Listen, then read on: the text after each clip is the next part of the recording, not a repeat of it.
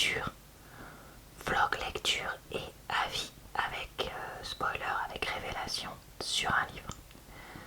Aujourd'hui, je vais vous parler de la première moitié de Fourth Wing, le tome 1 de la série The Empyrean, je crois, de Rebecca Yarros. Le titre en français est le même, donc ça au moins je ne serai pas perdue. J'avais décidé de lire ce livre pour les mois de janvier et février 2026. Et comme il est assez long, ça me faisait une vidéo trop longue de vous faire un avis tous les 1 voire 2-3 chapitres et de vous donner des avis intermédiaires sur un peu ce qui se passe. J'ai donc décidé de couper ce vlog lecture et avis révélation en deux. Aujourd'hui vous avez la partie 1 et je vous mettrai la partie 2 dans quelques jours. Dans quelques jours je vous mettrai aussi ma vidéo qui est d'avis lecture sans révélation, c'est-à-dire ma vidéo où je vais présenter le livre, lire le résumé et vous donner un avis, voilà, sans qu'il y ait de spoiler ou quoi. Donc n'hésitez pas à attendre ça ou à aller regarder ça si jamais vous ne voulez pas que je vous dise qu'est-ce qui se passe dans les chapitres, qu'est-ce que j'en pense, qu'est-ce que j'imagine pour la suite, etc. Voilà, et écoutez, je crois que j'ai tout dit pour cette intro, donc on est parti pour la lecture de la première moitié. Alors me voilà pour mon premier point. Je suis dans le chapitre 1 et c'est vrai que comme j'en vois pas trop le bout, je me suis dit que j'allais vous faire un point maintenant. Donc ici on a une entrée en matière assez directe parce qu'on est le jour de la circonscription, je crois qu'on dit ça aussi en français. Et on a donc Violet, notre héroïne, qui est ordonnée par sa mère capitaine de ne pas demander à devenir scribe et à faire entre guillemets la fac de scribe ou les études de scribe pendant 3 ans, mais d'être cavalière de dragon, je pense qu'on dirait comme ça en français. Désolée, j'ai pas cherché comment on disait parce que pour l'instant, moi en fait j'écoute le livre et du coup je suis avec vous sur cette version numérique en anglais. Pour essayer de travailler mon anglais. Bon, donc je disais, sa mère lui demande de devenir ça, sauf que c'est très très dangereux parce que le jour même de l'examen d'entrée, si on peut dire ça, il y a des personnes qui disparaissent, si vous voyez ce que je veux dire, etc. Et en fait on se rend compte que sa mère, son grand frère et sa grande sœur sont tous les 3 cavaliers de dragon, là où son père était scribe. Son grand frère est disparu tout comme son père et sa mère a donc décidé, alors qu'elle s'était elle toujours entraînée à devenir scribe Violette, de la faire cavalière malgré les risques liés à sa petite taille, sa fragilité physique, etc. Donc voilà, là on arrive au moment où justement elle va tester l'examen d'entrée, si je peux dire ça comme ça, et elle doit donc monter sur une montagne et traverser un pont glissant au-dessus du vide. Et donc sa sœur lui a fait changer d'habit, etc. Pour l'instant, je trouve qu'on rentre très vite dans le sujet, donc ça c'est pas mal. Par contre, pour nous expliquer un peu le système, on nous fait des dialogues qui auraient dû être du texte. Qu'est-ce que je veux dire par là? On nous fait du « ma mère me rappela que blablabla bla bla bla », alors que je le savais très bien. Et avec la mère qui parle. Sauf que ça en fait c'est vraiment quelque chose typique des livres qui sont faits pour les personnes qui sont pas des gros lecteurs ou grosses lectrices depuis longtemps. Et qui sont donc apparemment incapables de lire un paragraphe de description. Si c'est pas des dialogues, ça c'est pas lu. Et ça en devient ridicule.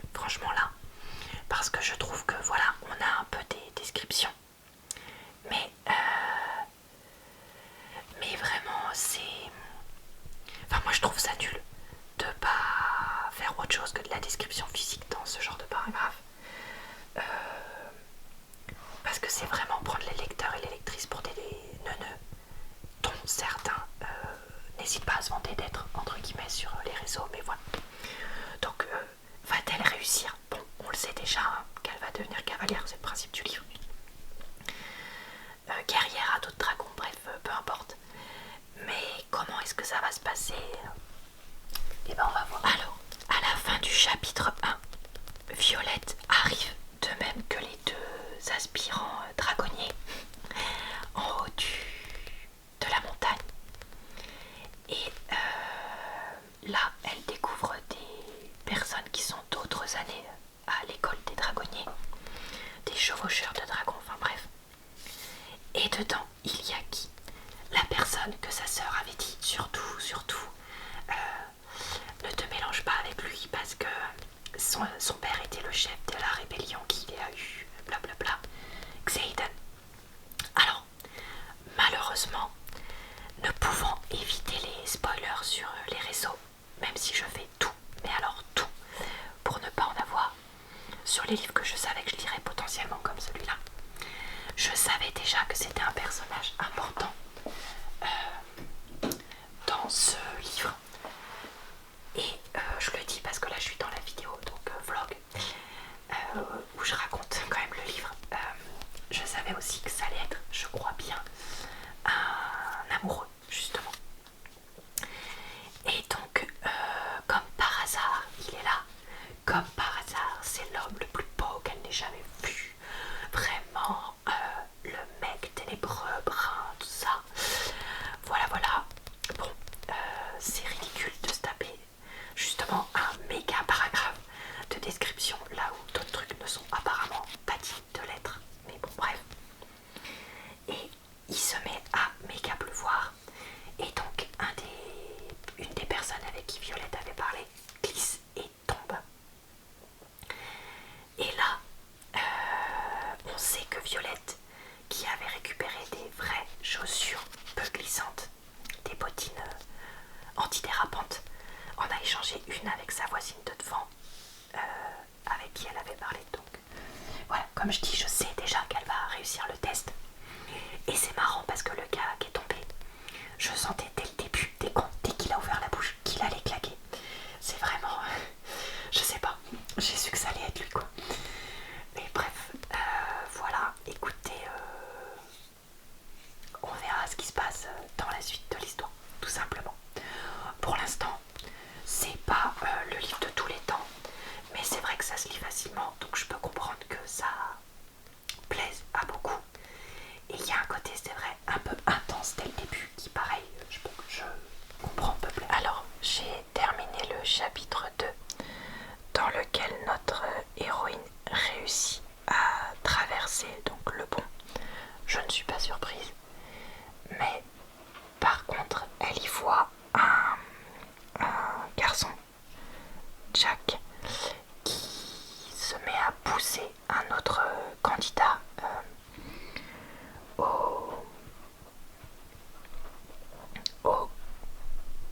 comment dire, personnes qui sont sur des dragons et qui veut essayer, enfin qui lui veut du mal, qui veut essayer de lui faire du mal, de la tuer, etc.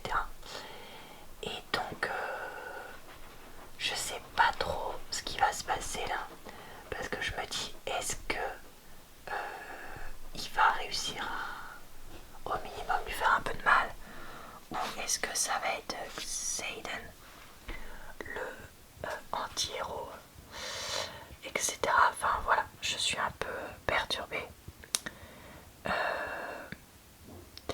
Et c'est vrai que le chapitre était vraiment assez intense, parce que y a tout un chapitre presque où elle est sur le pont là et que ça prend du temps. Le chapitre 3 m'a un peu surprise et en même temps je l'ai trouvé pas mal, parce que déjà on retrouve Dane, son ami d'enfance qui est donc en deuxième année dans l'école des dragonniers et il cherche à l'aider à se soigner parce qu'elle a quand même vraiment des problèmes de santé, il semblerait, Violette.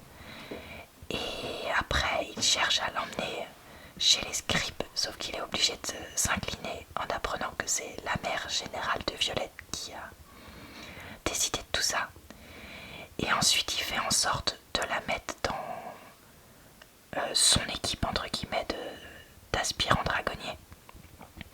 Mais là, Xaden décide que toute cette équipe, si je peux dire ça, va venir avec lui sous ses ordres, chose qui n'était pas du tout prévue. Dans la 4e aile, donc Fourth Wing, d'où le titre du chapitre, du roman, pardon. Écoutez, là je sais pas trop ce qui va se passer, parce qu'on fait que de nous dire que ça va être hyper dur l'école. On a encore eu des personnes qui sont disparues à cause des dragons qui les ont brûlées vu qu'elles étaient effrayées et voulaient s'enfuir, soi-disant lâchement. Et donc j'espère quand même qu'on va pas avoir une succession comment dire, de harcèlement et de moments désagréables pour Violette, parce que franchement s'il y a que ça, moi je vais pas le supporter, parce que c'est vraiment des choses avec lesquelles j'ai beaucoup de mal. Mais bon, on va voir ce qu'il en est. Dans le chapitre 4, on a donc Violette qui a survécu à sa nuit puisque personne ne l'a attaquée, et en fait elle retrouve Dane avant les cours et il lui dit de faire attention, tout ça, etc. Bref. Et en fait après, Xaden justement a vu qu'ils étaient allés ensemble derrière se cacher dans un coin, et donc il semble avoir envie de les attaquer, et donc Dane dit cours Violette, cours maintenant, à la fin du chapitre. Donc je me demande si dans le chapitre d'après on va avoir un combat entre Dane et Xaden, ou Xaden va tenter quelque chose, je sais pas, enfin voilà, peut-être que c'est ça qui va. Dans le chapitre 5, on a Violette qui du coup commence ses cours, et on a vraiment la confirmation qu'elle est vraiment intelligente et qu'elle sait beaucoup de réponses, etc. Donc ça, j'ai trouvé ça intéressant. Et après, on a un premier combat dans l'arène où elle tombe contre une fille de 2e année, je crois. Et là, elle essaye vraiment de combattre du mieux qu'elle peut, mais bon, on fait que de nous dire que physiquement elle fait pas le poids, donc elle ne fait pas le poids. Et elle finit avec un bras cassé. Après je trouve que elle fait pas le poids, bon elle finit que avec un bras cassé. Le chapitre 6, j'ai trouvé que Dane était très touchant, à vouloir vraiment protéger Violette, etc. Et comme elle en pince pour lui, même si c'est pas trop répété, ce qui est d'ailleurs agréable, et fait mature pour une fois pour un personnage qui est censé avoir une vingtaine d'années, je crois.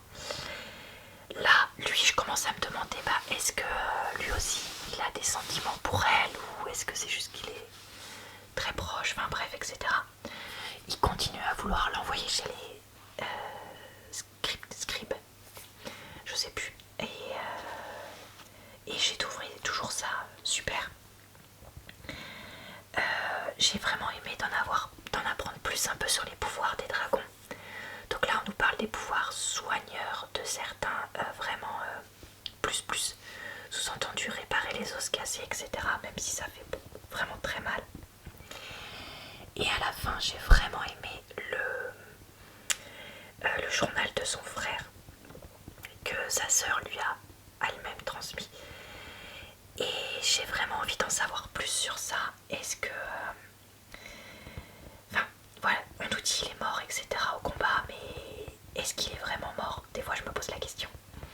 Je pense que oui, mais voilà. Et surtout, est-ce que... Enfin, comment est-il mort? Avec quel type de dragon est-ce qu'il était, etc. Voilà, j'ai vraiment envie d'en savoir plus, et donc j'ai hâte de voir ce qu'on va nous dire là-dessus au fur et à mesure, parce que je pense qu'on va en apprendre plus au fur et à mesure. Donc voilà, moi j'ai trouvé que c'était un chapitre... Le chapitre 7 était vraiment bien aussi, parce que on a Violette qui décide d'essayer de prendre, comment dire, son destin en main, et de chercher peut-être comment faire pour trouver des poisons, j'ai l'impression. Donc j'ai hâte de voir comment ça va être utilisé, parce que c'est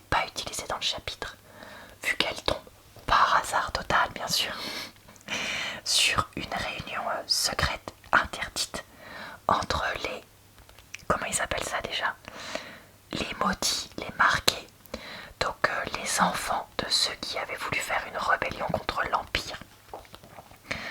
Alors c'est vrai qu'on nous en avait parlé un petit peu, mais là on nous en parle plus dans ce chapitre-là.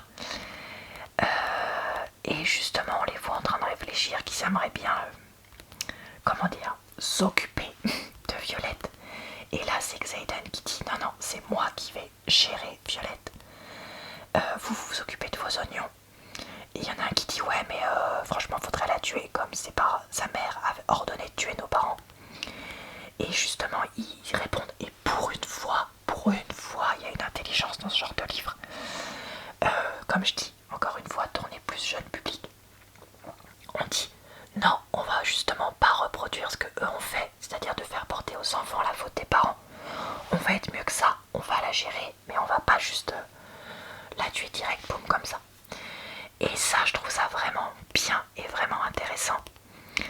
Et à la fin, en fait, Xaden a vu que Violette était là grâce à son pouvoir de dragon, là, lié au dragon.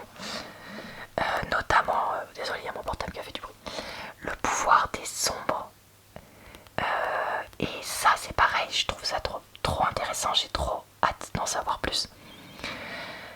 C'est vrai qu'au début, je trouvais que le livre nous plongeait vraiment dedans, mais voilà.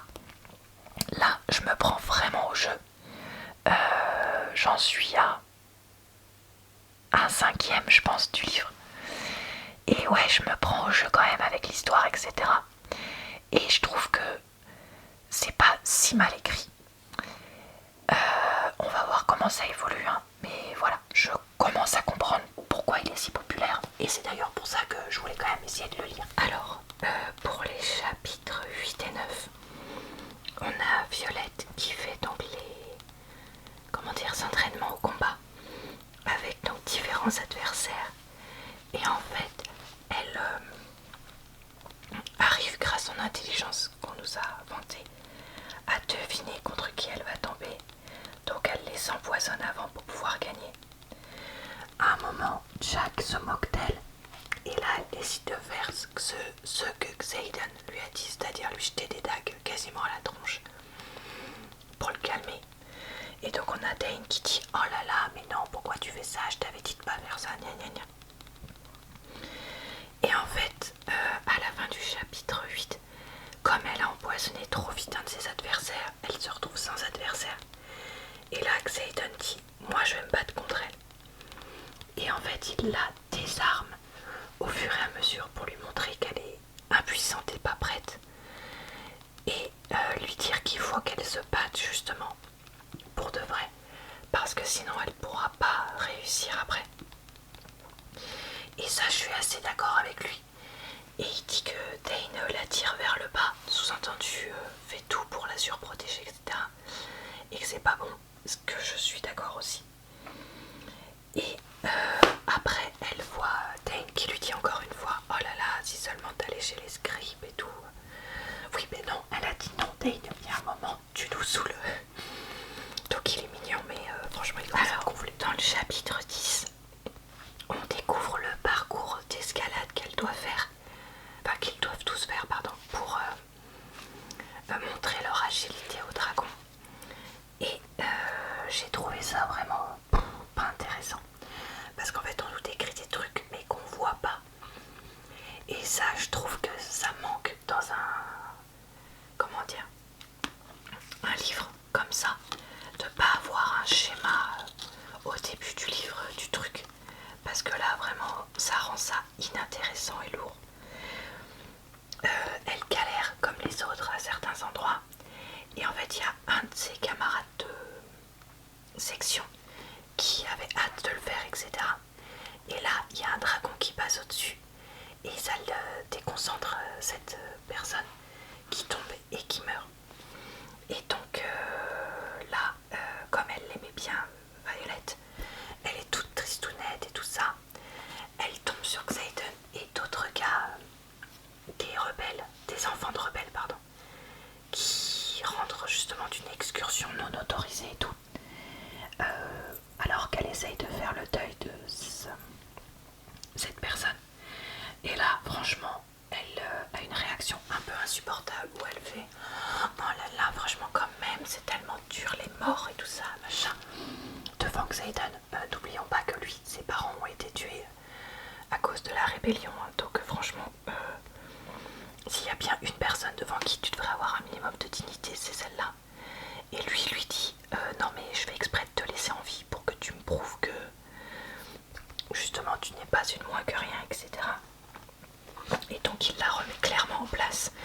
Et ça, j'ai trouvé ça bien, même si je le trouve presque trop gentil quand il la remet en place. Il devrait plus lui faire peur, etc. Et lui dire mais maintenant pas toi. Et par contre elle lui dit ouais mais j'arrive pas le parcours et tout. Et il lui dit bah il y a un moment va falloir que tu te débrouilles et que tu le réussisses parce que sinon tu vas mourir. Et puis c'est tout. Alors on arrive enfin au jour qui s'appelle de la présentation au dragon. Et donc là il faut qu'elle réussisse complètement le parcours. Ce qu'elle fait en utilisant donc son intelligence et le fait que Xaden lui ait dit maintenant bouge-toi pour réussir. Et ça, j'ai trouvé ça pas mal de nous montrer ça. Elle se fait accuser de triche pour avoir réussi. Et donc elle contrecarre un peu la nana qui dit ça en lui démontrant par A plus B que non, ce qu'elle avait c'était juste avec le soutien de Xaden. Bon, là je trouve ça un poil trop facile justement ça. Depuis le début on nous présente Violet comme quelqu'un de super intelligent, mais bon à un moment, là c'est presque trop justement. Et je trouve qu'il y en a trop des caisses qui soient faits. Même si je trouve ça bien qu'elle ait été accusée de tricher, etc. Pour nous montrer un peu que voilà, il y a des choses qui soient faites. Mais encore une fois, je trouve que Xaden beaucoup trop gentil. Mais bon, bref. J'ai bien compris qu'on en est sur le il commence un peu à craquer pour elle ou un truc comme ça. Après, elle s'est quand même vraiment blessée les mains, donc elle doit se soigner avant d'aller voir les dragons. Ça, je trouve ça bien. Mais ouais, je sais pas, je suis pas... Enfin, je trouve ça pas mal, mais je suis pas hyper fan de ce chapitre. Chapitre 12. Alors on est enfin, mais enfin à la présentation devant les dragons. Et là, on nous dit qu'il y a un dragon à queue de plume, je crois que ça s'appelle, qui est là alors que c'était pas prévu. Et on nous a déjà tendu des perches pour nous dire oh là là, c'était des dragons hyper méga rares. Est-ce qu'on sait pas direct que Violette va avoir ça comme dragon? Si, je le sais depuis le début qu'on nous en a parlé, mais bon, bref, c'est pas grave. Et donc en fait, ils doivent passer en ligne dans l'espace où il y a les dragons et être à une certaine distance les uns des autres au cas où il y en a un qui se fait cramer. Il y a un personnage qu'on nous avait déjà évoqué comme étant ultra indécis, tout ça. Et là, justement, il va se faire cramer. Et forcément, Violette est toute choquée, mais bon, écoutez, qui est surpris? Personne. Parce que c'est vrai qu'on nous dit depuis le début du livre que il peut y avoir des choses super dures et tout ça, machin, un certain nombre de disparitions. Donc ça, c'est assez logique. Par contre, vers la fin, il y a deux dragons de l'espèce verte qui viennent renifler Violette parce que elle a du dragon d'espèce verte sur elle dans la tunique que sa sœur lui a fait. Ça, je pense qu'en film, ça doit être hyper impressionnant, mais là, dans un livre, c'était sympa, mais bon, encore une fois, un peu des caisses, un peu trop, elle est l'élu, etc. Mais bon, pourquoi pas. Et à la fin, il y a les deux personnes de sa promo qui se font cramer, si j'ai bien compris. Et ça, c'est pareil, je trouve ça vraiment un peu trop facile. Pas de sa promo en entier, parce que Jack, le super ennemi, est toujours là, tout comme Xaden, mais plutôt les deux relous de sa section qui sont éliminés. Bon, je trouve que c'est trop facile. Ça, et franchement, ça fait pas réaliste. Contrairement à l'autre, à la limite, qui était éliminé. Mais c'est comme ça. Alors, dans les chapitres 13 et 14, donc c'est le jour du joie du dragon. Et donc, Violette se dit il faut que je fasse attention à survivre. Et aussi, peut-être que je ressentirais un lien plus fort avec un dragon, etc.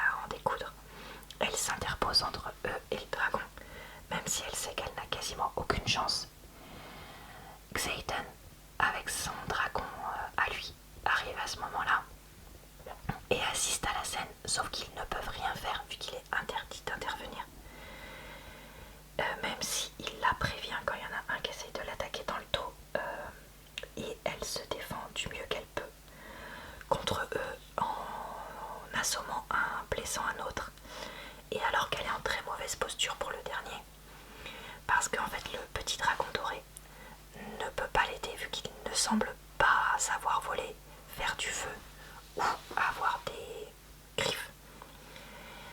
Arrive le méga giga dragon noir dont on nous avait parlé à un moment dans le livre. Et il va brûler celui qui mettait Violette en danger. Jack lui s'était déjà enfui. Et il lui dit bah achève celui qui t'a qui est à terre. Et elle dit non, je veux pas achever quelqu'un à terre inconscient. Et il lui dit bah lui il n'hésiterait pas à le faire. Elle lui dit bah peut-être mais moi je veux pas faire ça. Et donc là il lui dit bah super, et sinon maintenant je suis ton dragon. Donc là j'étais super surprise parce que moi je m'attendais à ce qu'elle finisse avec le petit doré, même s'il nous était présenté comme faible et tout ça machin, enfin faible, ne semblant pas pouvoir avoir un humain qui soit avec lui et tout ça, mais je pensais quand même qu'il allait avoir un truc avec. Et donc non.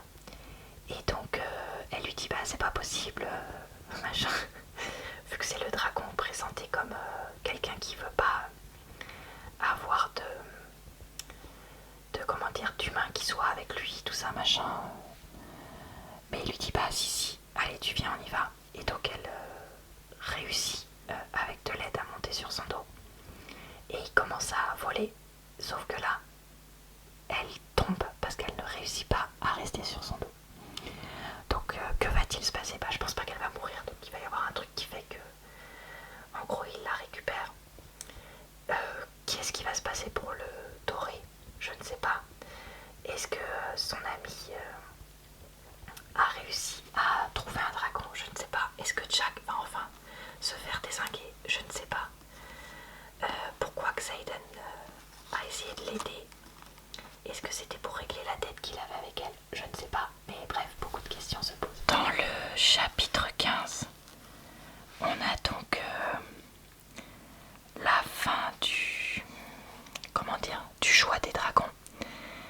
Et Violet donc doit dire pour le référencement, si je peux dire ça comme ça, le nom du dragon qu'il a choisi. Sauf que quand elle y va, là le dragon doré dit il faut aussi que tu dises mon nom parce que je te choisis aussi. Et là je vous avoue que j'étais assez surprise parce que déjà le dragon méga giga qu'il a choisi, il a l'air d'être quand même assez grognon. Machin, donc ça c'est marrant. Même si il l'aide à pas tomber de la selle entre guillemets qui est sur son dos. Mais au final, elle est bien liée au petit dragon doré comme je pensais. Et donc je sais pas trop ce qui va se passer après là-dessus parce que je crois pas que c'est autorisé d'avoir ça. Donc bon bah écoutez, on va voir, mais ouais pour l'instant je suis très intriguée. Dans le chapitre 16, on a une révolution, si je peux dire ça comme ça, enfin bon bref. En gros, les généraux disent non, elle peut pas avoir de dragon violette. Les dragons disent ici c'est nous la loi, donc on va aller discuter entre nous. Donc ils partent discuter entre eux. Et là, Xaden dit à Violette, il y a un moment où va falloir que tu fasses gaffe à pas mourir. Parce que ton dragon est lié à ma dragonne, je sais pas si on peut dire ça comme ça, de façon très importante. Or, ton dragon a déjà eu un propriétaire, entre guillemets, un binôme. Et quand celui-ci est mort, ça avait failli tuer, ce qui par ricochet avait failli tuer ma dragonne. Et il est hors de question que ma dragonne meure, donc tu restes en vie. Là les dragons reviennent et disent c'est bon, tu peux avoir 2 dragons. Voilà, ça a été décidé. Et là, Dane, que franchement mais je peux plus piffrer ce type, vient et dit ah là là, tu vas encore être très en danger, gna gna gna. Parce que c'est si important pour moi, parce que en fait voilà, j'ai des sentiments pour toi. Et il l'embrasse. Heureusement, Violette ne ressent rien. Parce qu'en fait, il est insupportable. Et son côté, les règles devient mais vraiment mais invivable. Justement, il y a un moment où Xaden dit mais attends, si tu devais choisir entre les règles et la vie de Violette, tu ferais quoi? Et il dit ah je sais pas, les règles. Et franchement, mais rien que ça, mais c'est un tue l'amour pour l'infini quoi. Je suis désolée, tu peux vouloir suivre les règles, respecter les lois, etc. Ça c'est pas quelque chose que je critique parce que voilà, moi j'ai un côté un peu comme ça aussi. Mais là, c'est tellement caricatural. Bon, après ça reste un livre young adulte évidemment. Mais quand même, franchement, c'est complètement tue l'amour. Et du coup, je suis contente de voir que Violette évolue vis-à-vis de lui à cause de ça. Et là, j'en suis globalement à un tiers. Qu'est-ce que je pense pour le moment? Pour le moment, je suis un peu surprise du livre. Parce que je sais qu'on m'avait dit qu'il y avait un côté un peu brutal, mais je pensais pas que c'était à ce point-là. C'est vrai qu'on est tout de suite, mais alors vraiment, dès le premier chapitre, plongé dans la brutale avec donc la section d'études des riders. Donc je pense qu'on traduit ça en cavalier, cavalière de dragon, chevaucheur de dragon. Je vous avoue que j'ai pas regardé comment c'était traduit en français, et comme moi je le lis en VO, je l'écoute pardon en VO. Je suis peut-être un peu paumée. Mais voilà, c'est une section très brutale avec des morts qui vont avoir lieu dès le début. Et aussi tout le long des différents chapitres. Et je me doutais que notre héroïne serait spéciale. Mais je pensais pas qu'elle allait être fille d'une des commandantes de l'armée de dragonniers et dragonnières. Enfin bref, vous comprenez ce que je veux dire. Qu'elle allait être faible physiquement, mais présentée comme très intelligente. Et donc essayer de trouver des stratégies pour compenser tout ça. Et surtout, on attend tout ce premier tiers. La scène où on va enfin être en contact avec les dragons.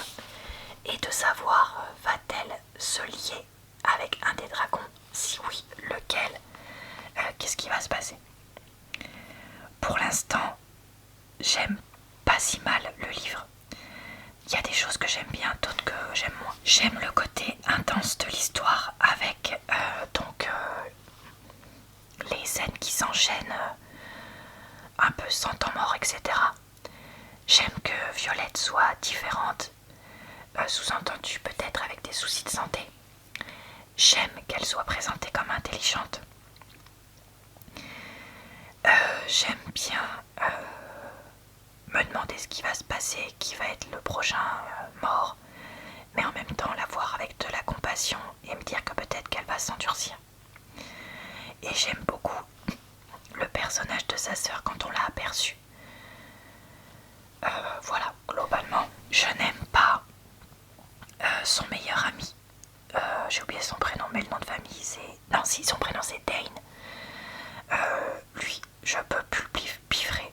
Je sais qu'il est fait exprès pour ça, mais voilà. Franchement, il me saoule. Je n'aime pas trop le côté fasciné qu'a Xaden vers elle, parce que je le trouve pas réaliste. Je n'aime pas trop certains des dialogues, parce qu'en fait, pour pouvoir faire un livre avec beaucoup de dialogues et peu de narration, comme attendent les personnes qui aiment certains types de livres sur les réseaux, il y a ça plusieurs fois dans le livre avec mais oui, je sais bien que blablabla bla bla bla dans un dialogue. Et là, elle vient d'être en lien avec des dragons, bref, je vais pas raconter. Et je trouve que la scène qui a eu lieu est un peu trop facile et un peu trop tirée par les cheveux. Mais voilà, écoutez, j'attends de voir la suite parce que je trouve ça prometteur. Et surtout, je me dis que là, voilà, on a mis un tiers à vraiment commencer l'histoire. Mais en même temps, on ne s'est pas ennuyé non plus dans ce tiers-là. Et je me dis que comme il y a déjà 3 gros tomes sortis, beaucoup de choses peuvent se passer encore. Il peut y avoir énormément de directions surprises différentes par le livre. Donc voilà, j'attends de voir. Voilà pour mon avis pour l'instant. Dans les chapitres 17 et 18, on a donc Violette et son dragon qui s'entraînent ensemble. C'est-à-dire qu'elle essaye de rester sur son dos sans tomber malgré les difficultés que ça représente pour elle. Elle veut apprendre à le faire toute seule et pas qu'il l'aide magiquement. On a aussi les élèves d'autres groupes, enfin d'autres années qui commencent un peu à sympathiser avec certains des premières années. Le tri a été fait, si je puis dire, entre ceux qui vont rester et les autres. Et ensuite, on a Violette qui se fait attaquer la nuit dans sa chambre alors qu'elle dormait et que normalement c'est pas possible, par un groupe composé de première année qui ne se sont pas liés à un dragon, notamment celui dont elle avait sauvé la vie, enfin laissé la vie sauve quand il l'avait déjà attaqué, et une deuxième année. Et là elle est vraiment en méga giga mauvaise posture et du coup le temps se bloque pendant l'attaque. Et donc elle se dit mais quoi qu'est-ce qui se passe, etc. Donc voilà globalement pour ça. Alors on a donc dans le chapitre 19 Xaden qui arrive parce qu'il a été prévenu par sa dragonne qui est liée au dragon, qui est liée à Violette. J'espère que je vous ai pas embrouillé. Et voyant qu'elle est en mauvaise posture, parce que même si le temps a été figé par le dragon doré, Andarna, je crois qu'elle s'appelle, en gros, ça n'a pas duré assez longtemps pour qu'elle puisse vraiment prendre la fuite. Et donc là, Xaden arrive et il va dézinguer tout le monde, je vais dire ça comme ça, parce que il sait que là, de toute façon, il faut prendre des mesures radicales pour sauver Violette et donc se sauver indirectement. Et ensuite, il demande des explications. Donc, ils vont retrouver les deux dragons plus la petite dorée pour parler. Et en fait, là, il découvre que la petite dorée, qui est un dragon à queue de plume, je crois qu'il s'appelle ça, parce que c'est Feather Tail, est en fait un juvénile. Et que c'est pour ça que la taille est toute petite et que c'est un type de dragon qui est très mal connu. Et que normalement, il est interdit aux juvéniles de se lier avec des humains. Tout encore une fois, encore plus d'exceptions pour Violette. Dans le chapitre d'après, Violette a révélé à Xaden qu'il y avait donc une personne de deuxième année qui était là lors de l'attaque. Et en fait, c'est qui? C'est Amber, ou Ambre, je sais pas s'ils l'auront traduit. La fille avec qui, comment il s'appelle, Dane était sorti. Et qui normalement est avec des responsabilités, qui doit suivre les règles, etc. Et en fait, c'est révélé en pleine assemblée avec tout le monde. Et là, Dane dit « Ah non, mais c'est impossible, Violette, arrête de mentir, montre-moi tes souvenirs, je te crois pas, etc. » Et là, clairement, entre elle et lui, ça avait déjà chauffé, mais là, c'est le point de non-retour. Et elle dit « Non, mais en fait, t'es censé être mon meilleur ami, tu ne me crois jamais, etc. » Enfin bref. Voilà, comme je vous disais, Dane m'insupportait. Bon là, c'est définitif, je peux vraiment plus du tout le voir. Je sais que c'est fait exprès, mais voilà. Et Xaden, lui, au moins, l'a cru dès le début. Et l'a soutenu vers ça. Et donc, Xaden décide de renforcer l'aide des marqués, donc les enfants des rebelles, sur Violette. Donc elle avait déjà des entraînements avec une des filles de deuxième année et maintenant il y a un des premières années qui lui sert de garde du corps. Parce que comme ça Xaden se dit il est H24 entre guillemets avec elle, vu qu'il dort dans la chambre d'à côté maintenant. Et au moins il est sûr que il lui arrivera presque rien. Et donc que ça devrait aller pour elle. Voilà globalement tout ça. Et donc bah écoutez, j'ai trouvé ça intéressant.